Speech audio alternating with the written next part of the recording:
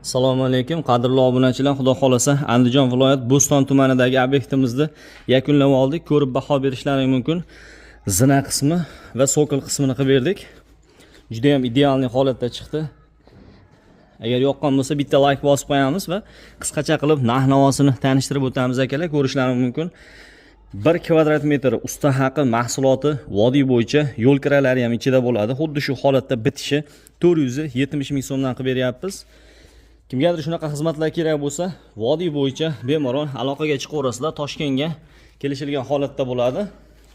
Xo'p, bo'yi pastroq bo'ladigan bo'lsa, misol uchun mana shu joyimiz 60 sm, 1 metr usta haqi mahsuloti yo'l kiralari hamma yo'g'i ichida bo'ladi. 380 ming so'mdan.